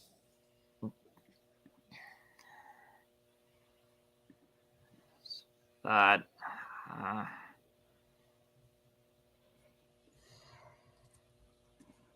I'm gonna, man, I've got to give this 69. Give me the buzz.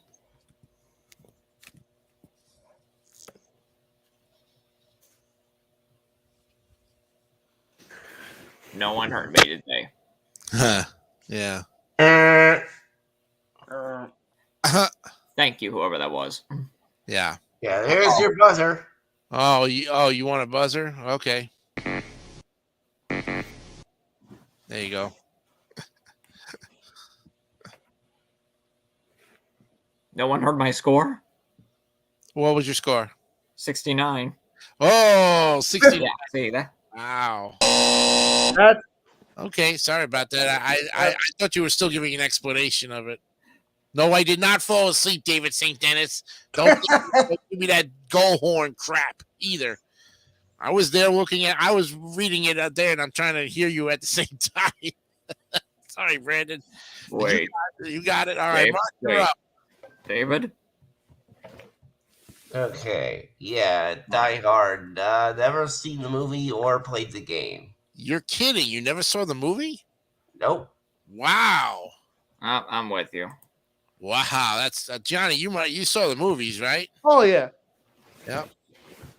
I saw the first one. I don't remember the second one. The third one, I'd have to watch them all. But the first one is always one I'll always remember because it had Reginald Vell Johnson in there from Family Matters. Yep. But back to you, Mark Leota. Sorry about that. I didn't mean to interrupt you.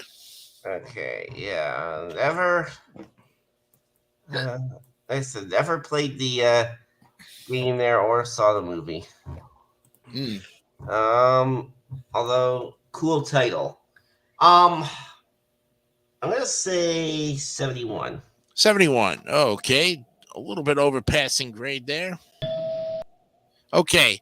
So, not having played the game, but watched the movie, loved it so much, thought it was the funniest movie I thought I ever saw, even though it was kind of rated as more of like a PG-13 or an R. It had Bruce Willis in it, you know? You can't go wrong with Bruce Willis. And the cast of characters were fantastic. So maybe the game is based on the same thing as maybe the graphics might be a little bit different, but the storyline and the plot are all the same right to the movie. I'm giving this one an 89. Yes. We're a little bit higher than you guys on this one. All right. We've got our 4 scores. Let's go ahead and average it out and see what we have.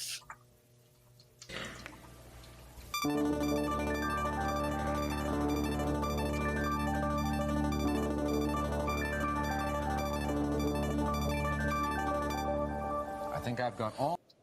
All right. Well, Die Hard, unfortunately, with the lower scores, because I gave it a higher score, still my high score gets canceled. It goes into the C tier, though, at 73.75. All right. Not quite a D, but not even close to a B, unfortunately. All right. We're up on the next one here, so let's go ahead and take a look at it. I think it's called Digger, but we'll go ahead and Look at it now. It's called Digger. And Digger 2 actually is the one. So this is would be yeah. There's only I don't see nope. Dig Dug. No, it's Digger T Rock, but there's 2 diggers on this one. Okay. Oh no. Yeah. This is Digger 2 though. All right, so we'll start with Gianni on this one. Okay. Dig Dug. I've heard of Dig Dug. I do know it's a very popular game. I think it is. I think Namco, Bandai Namco. Oh, I'm sorry. Yeah, it's Dig Dug. I'm sorry. It is Dig Dug. Never mind. Yeah, I've seen Thank a you. picture Thank of it. Yeah. I have seen the screenshot of it, like the characters and all that. Never actually played it, but I do know it's a very popular arcade game. Okay. I'm gonna give, although I definitely like it's an icon game. I'm giving it 100. Oh, whoa! 100 he gives it. Wow. Okay.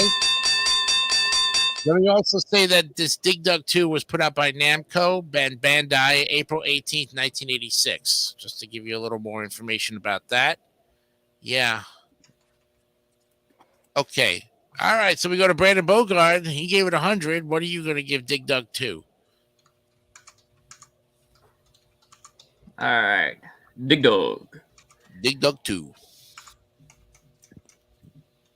Dig Dug has decided to chill out from the pressures of the real world by taking a long overdue vacation on a beautiful Caribbean island.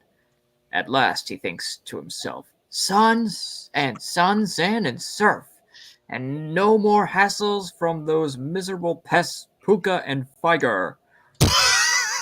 Puka. I love that name, Puka, man. Lying in a hammock strung between the graceful palm trees, he drifts off into a blissful dream of beautiful bikini-clad native girls catering to his every wish. Thank you. But just when he thinks he's got it made in the shade, along come his troublesome enemies to turn his peaceful paradise into a tropical nightmare. Help Dig Dug rid the island of these irritating intruders and bring tranquility back to his vacation by the sea. Right. I'm guessing that little green guy in the front cover is supposed to be one of the troublemakers, his enemies. Yeah. It's the dragon. The little green one was the dragon, because in the original Dig Dug, the green one was a fire-breathing dragon. Yep. Dragon. Yeah, or an animated version of a dragon, according to Atari's version of Dig Dug, because that's who created Atari. Dig Dug was Atari when it first came out. Yeah. That is a dragon. Yeah. What the?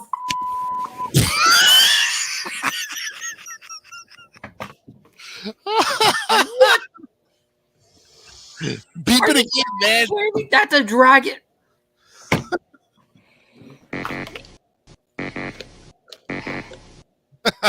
Okay then. I'm telling you. I think for all time's sake, we have That stuff. looks like a frog combined with either a squirrel and a cat. Not only that looks also what are those little lizards here with the long tongues? Oh, the chameleons Freaking chameleon's tongue. or Gila monsters. Like those big ass lizards. The chameleons, the lizards, all in the reptile family. Well, okay, that I can agree. A reptile, maybe. Yeah. That looks about like a reptile, but definitely not a dragon. That is. Holy crap. Still, even though, just for its simplicity, I'll give it 72. 72. Wow. I really thought you was going to go on the bottom of the barrel there, but you give it a 72. Nah. Okay, Mark Leota, what do you say about Dig Dug 2? Is that a drill that guy's got on the cover there? I guess. It looks like it is a helmet.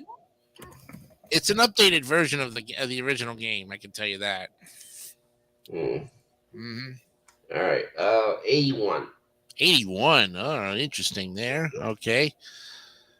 You give it a B. Now, I am more used to playing the original Dig Dug. Never thought there was a sequel that would have came out for Nintendo, but you know how Nintendo has to give more, extend the life of an Atari game by several years. You know what I mean? But in this case, this looks so cartoonish for cover art.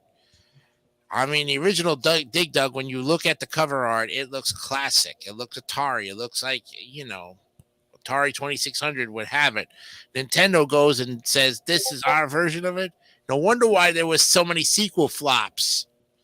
Here's one that is. I'm buzzing myself with 53 on this one, only because I can't. Love of God, 53. Yeah, no way. All right, let's do the reveal on this one. I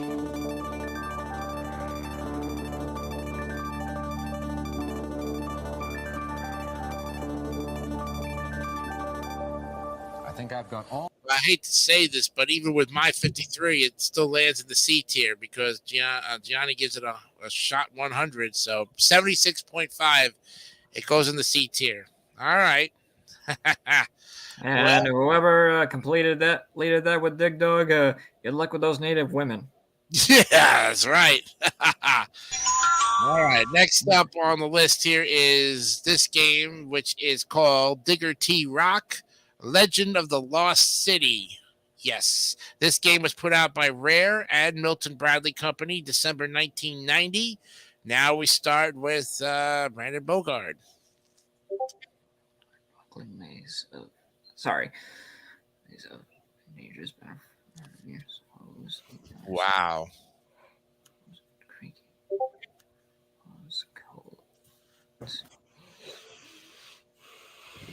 Mm-hmm.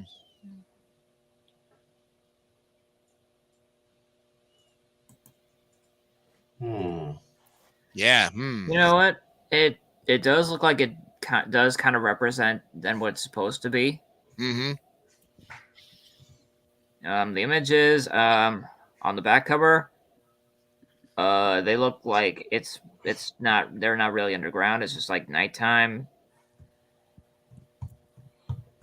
Yeah. Unless you count the third image, which at least looks a little better. Mm-hmm. I'm gonna give this 77. 77. Okay. Yeah. For Brandon Bogard, he gives it 77. Mark Leota, Digger T Rock. Digger T Rock. Yeah, this is the Legend of the Lost City, this one that we're looking at. Okay, yeah, I have not heard of this one. Not gonna buzz it, but I will give it a 76. 76. Okay, you'll get a ding for that one, actually. Okay, Gianni, looking at Digger T Rock, Legend of the Lost City. Okay, I gotta tell you, I don't like the cover art from it, but I definitely do like, I think, the title screen of it with the Digger and the Digger logo. So that's, I guess, cool. 78. 78. You guys are all rounded with your scores there. Okay, having not played the game, but looking at it looks very, again, cartoonish. Although it looks like Barney's cousin showed up for the trip. That dragon in the back looks like, or it looks like the dragon from He-Man, you know. Well, the skeleton looks like he's just having too much fun, you know. I haven't played the game, but from the looks of it, it's a side-scrolling game that reminds me of Castlevania. You know, from the looks of it, Castlevania or what's the other side-scrolling game that's very popular? That's like that kind of. If you look at the screenshot, has a lot of area to cover. Like Silver Surfer? No, not Silver Surfer. I wouldn't think that one. But it looks like Castlevania. It's like a spin-off of Castlevania. Which, again, is another one of those spin-offs of Legends of Zelda. That's all I can think of on it. I don't know what to say on this one. I'm going to give it 69 and buzz it. Yeah, I'm going to buzz it. Just because I'm feeling low again. Look at this, guys. We're ready for the average, and boy, you get ready for it.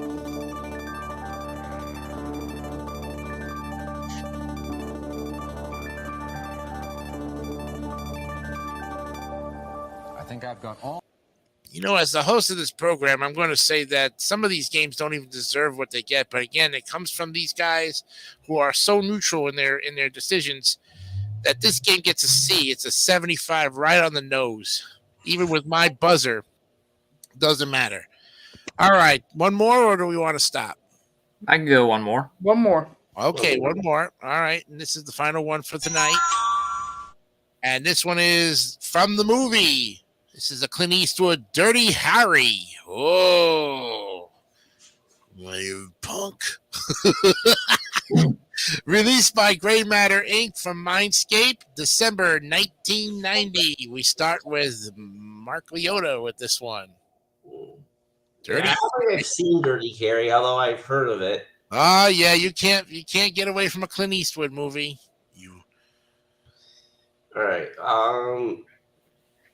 81. 81 he goes with. Look out for this guy. He already knows what he wants on it. Okay, Gianni. Dirty Harry. Okay, I am. It's a different school. Apparently, I did not know this. AVGN has done this one. I'm looking at it. Yep. It's more. I haven't seen this one. It's a more newer one, but at least we know that he has done it. I gotta tell you, the cover art. Well, I've never seen the movie, but the cover art. I think Clint. It's Clint Eastwood. Yeah. I get. All right, it doesn't. But it looks like I think the cover art for this game, what I'm seeing, could be something like similar to the movie from what I thought. So. Yep. I'm gonna give this one 72. 72 he goes with. Gianni gives it a 72. And now we go to Brandon Bogard with Dirty Harry. I honestly never heard of Dirty Harry at all. Wow. Either the game or. I can honestly say it's before all you guys' time. I can tell you that much. Yeah, even my time too. I think it was in 75 or the late 70s, real early 80s. So I wasn't even young enough to even watch it myself. Yeah, I've heard of the movie, have just never seen it. Right. Okay, well, I've heard of neither. But I like that there's not a lot of color there. Right. Being that this probably is a dark game. I'll give this 83. 83. Yeah. Okay. All right. That gives it a ding there. Okay. Well, having been a fan of Clint Eastwood most of my time and watching some of his movies that I was able to stomach and tolerate, you're talking classic Dirty Harry here. Want to make something of it, huh, punk? Yeah. You quote those lines all the time. Dirty Harry is a great movie. Never played the game, though. But the cover art is right off from the movie. I mean, that's as close to that's a movie cover that's like photoshopped for. Put the Nintendo seal on it, bam. They just basically copied it right off of there. But that's a classic. That is a classic cover art. I'm going to give it 94. Yeah. All right. This is the final one of the night here. Let's see what we have. Take it by 4.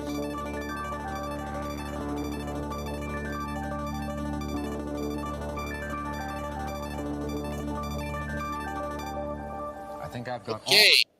And even with the 94 that I give it, it goes up to the B tier at 82.5. Well, nicely done, gentlemen. All right. Well, that's the end of the game now. You did very well for the time that we played. Even got an F in there and an A. When we come back next week, we're going to start Donkey Kong. Oh, and even look at a game show game and then Double Dragon. So next week's NES games are going to be really good. I hope you will stay tuned for that as well. Yeah, Donkey Kong, Double Dare, and Dr. Mario. Oh my!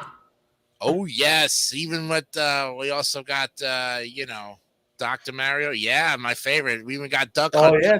down in the lower ones. DuckTales. Oh no. And Dr. Jekyll and Mr. Hyde's there. And we're almost closer and closer to the E's. But there's not that many E's because once we get in there, there's only like 5 E's, and then it goes to the F's. Yeah, so there's Yes. Documentary. F's, not too many of that. Well, gentlemen, let me close up the hatch here and get it going here because we're done for the night. Yeah, we are done for the night on this one, and we can honestly say that we've had a fun time, very fun time. Oh, this has been my favorite episode of this. Yeah, Oh, yeah. considering that, like I said, we we're all kidding around here. We all poke fun at each other, but I know David, if he was on the program too, he'd be buzzing everybody out using sound effects in every which way, shape, or form. If Jordy was here, he'd be poking fun at Brandon and Mark and whoever else he could get his hands on too. So, I mean, he did when he was here. yeah. And of course, if we're always looking for new recruiters out there. So if the three of you guys can get some of your friends to come over here, that would be great. We could have six people at one time. I could have up to like I guess 8. I don't know how many people I can have at one time. Free wise, I think you can invite up to like 20 people, but that would take a long time. I think we'd have to cut it off somewhere like 5 or 6. Otherwise, we'd really be only looking at a few games for the entire 2 hours with everybody's critique, But if that's all we have, like I said, guys, stay after for about 10 minutes, and we'll finish up our conversation about Christmas topics for tiers. And like I said, if you have any ideas for tiers here for us in the next months coming in the new year, please drop us a line at the David 3000 Network. We'd love to hear your suggestions. We'll honor anything, and we'll take a look at them. And, of course, I'll run it by these 3 guys to see what the majority is. And like I said, our pre-Christmas show is December 20th. Our during the Christmas week will be on the 27th.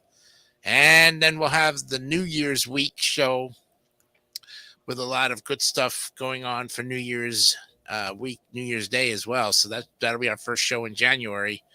And if you guys are around for that, great. If not, then get your substitutions in there and we'll see what happens. All right. Are we doing a show on New Year's Day or? No, New Year's Day is Monday. Yeah. No, we're doing Monday is because New Year's Eve is a Sunday. I know. Oh yeah. But the week of New Year's that we're on is January 3rd. Yeah. So I classify it as New Year's. It's still the week of New Year's because we didn't even get to the Epiphany of Jesus Christ yet. So That's true. The kids are actually not going back to school until January 8th. Actually, they get an extra week off because Christmas is so late in the year. Yep. It was always so early for me.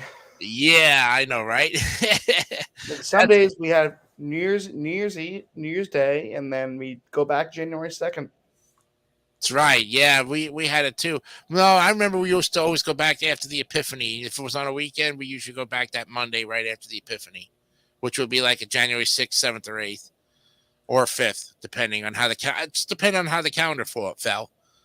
But we'd always have New Year's Day off, and then depending on how the calendar fell, if they wanted to send it back on January 2nd, they could. But if they wanted to give us that extra week off, they did. So they were generous. And we're generous here on Wipe Those Tears as well. Thanks for joining us here tonight. We're ready to go and close it out. I'm Jason DeCanio for Brandon Bogard, Gianni Pizzi, Mark Leota. We'll see you next week. Remember, wipe those tears, keep your nose clean, Be honest, be real, and keep it simple, stupid. Yes. Good night. Bye-bye. Right.